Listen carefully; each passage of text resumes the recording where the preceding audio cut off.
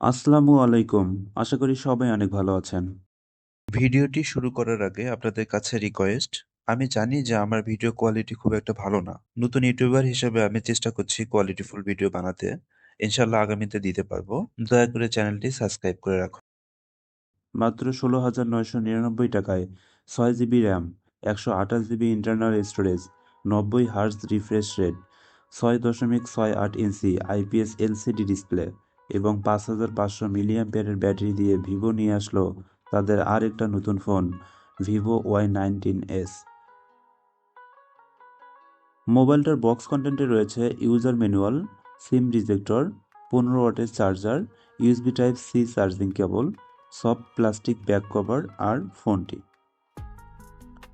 এই মোবাইলটার ডিজাইন এবং আউটলুকের কথা বলতে গেলে মোবাইলটির বডি এবং ফ্রেম দুটোই পলিকার্বনেটের তৈরি, রিয়ার প্যানেল প্লাস্টিক ফিনিশিং।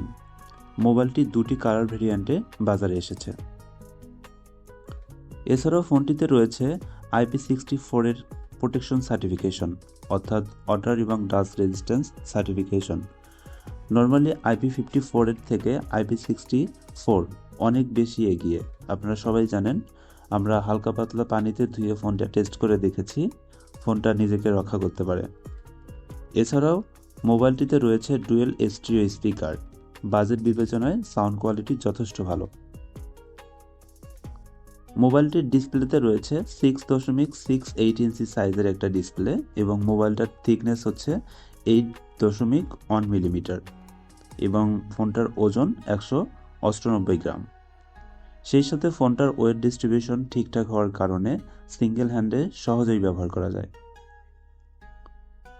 ফোনটির পোর্টস এবং বাটনের কথা বলতে গেলে মোবাইলটার রাইট সাইডে ছিল পাওয়ার বাটন এবং ভলিউম বাটন।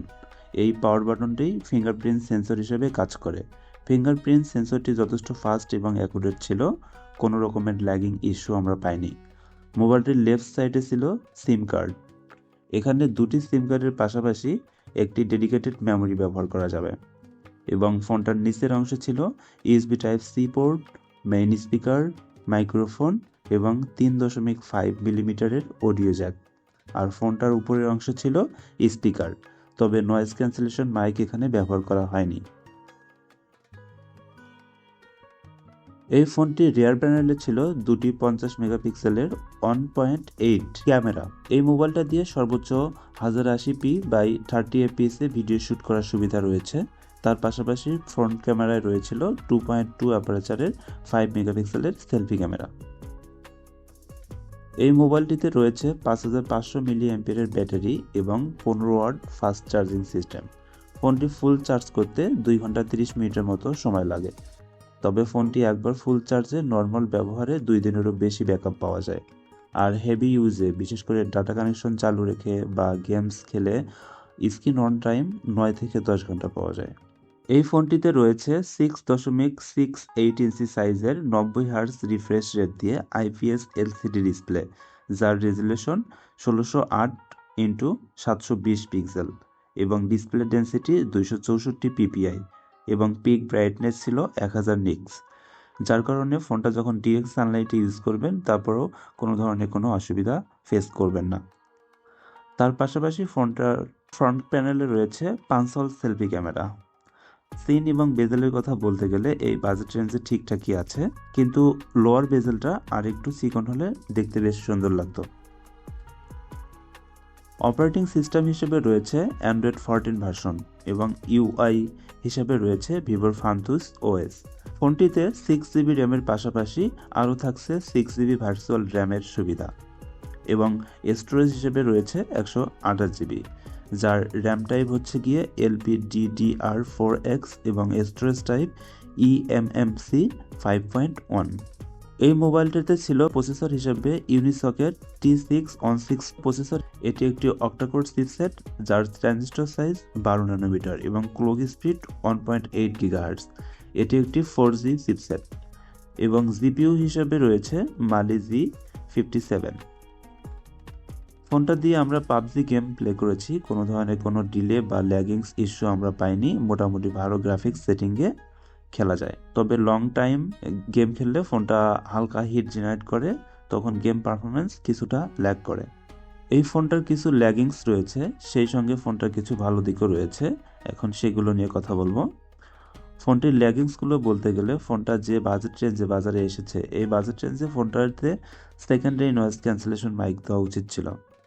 আবার ফোনটির সেলফি ক্যামেরায় 5 মেগাপিক্সেলের একটা ক্যামেরা দিয়েছে, এখানে 5 মেগাপিক্সেল না দিয়ে কমপক্ষে 8 মেগাপিক্সেলের একটা ক্যামেরা দেওয়া উচিত ছিল।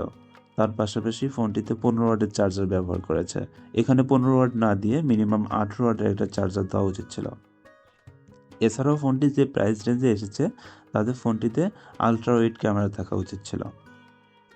আবার যে চিপসেট দিয়ে ফোনটা বাজারে এসেছে এই প্রসেসর না দিয়ে এর থেকে একটু ভালো মানের প্রসেসর ব্যবহার করতে পারতো, সেক্ষেত্রে ফোনের লং লাস্টিং পারফরমেন্স একটু বেটার পাওয়া যেত। যাই হোক, এই ফোনটার কিছু ভালো দিকও রয়েছে। প্রথমে যেটা বলবো, ফোনটার চার্জিং ব্যাকআপ। 5500 মিলিঅ্যাম্পিয়ারের ব্যাটারি ইউজ করা হয়েছে এখানে, যা খুব ইমপ্রেসিভ। তাছাড়া ফোনটিতে ডুয়েল স্টিরিও স্পিকার থাকায় সাউন্ড কোয়ালিটি অনেক ভালো। আপনারা সবাই জানেন ইউনিসকের প্রসেসরগুলো গেমিং কেন্দ্রিক হয়ে থাকে, সো গেমিং এক্সপিরিয়েন্স মোটামুটি ভালো পাবেন বাজেট বিবেচনার ফোন হিসেবে যদি চিন্তা করেন। এছাড়াও ফোনটিতে IP64 এর সার্টিফিকেশন থাকায় যদি টুকটাক আপনার হাত থেকে পড়ে যায় বা পানিতে পড়ে যায় সেক্ষেত্রে খুব বেশি সমস্যা হবে না। মোটামুটি শক্তপোক্ত একটা ফোন বলতে পারেন। সো ওভারঅল বিবেচনায় ফোনটা কাদের কেনা উচিত?